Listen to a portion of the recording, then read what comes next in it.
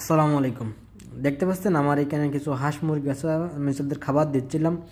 তো এটা আমাদের সমন্বিত কৃষির পাশাপাশি আমরা কম বেশি হাঁস মুরগিও পেলে থাকি। আমার প্রায় এবছর 7 থেকে 70টা মতো হাঁস ছিল এবং কিছু মুরগিও ছিল। এখানে দেখতে পাচ্ছেন কিছু ব্রয়লার মুরগি আছে, যেটা আমরা শখে আপনার প্রাকৃতিকভাবে পালন করছি, যেটা শুধুমাত্র আমাদের খাওয়ার জন্য, বিক্রি করার জন্য না।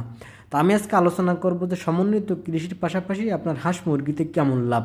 তো আমার মনে হয় সমন্বিত কৃষির পাশাপাশিতে হাঁস মুরগিতে প্রচুর লাভ বললেও ভুল হবে না, তবে সেটার লিমিট আছে। আপনি যদি অতিরিক্ত করেন সেক্ষেত্রে কিন্তু লাভটা হবে না। এখন আমরা কিভাবে লাভ করি আমি সেই টেকনিকগুলো আপনাদের শেয়ার করব। যেহেতু আমাদের সমন্বিত কৃষি, আমাদের ধান বলেন, চাউল বলেন বা বিভিন্ন সবজি বলেন, এরকম সব ধরনেরই আমাদের কম বেশি থেকে তো অনেক সময় দেখা যায় যে সবজি ভালো দামে বিক্রি হয় না বা বাজার পাওয়া যায় না বা দেখা যাচ্ছে নষ্ট হয়ে যায়। তো ওই সবজিগুলো আমরা করি, আমাদের শখে যে হাঁস মুরগিগুলো থাকে তাদের অনেক সময় দেখা যাচ্ছে দাম কম থাকলে সবজিগুলো খাওয়াই, বা আমাদের বছরে যে ধান হয় 2বার মতো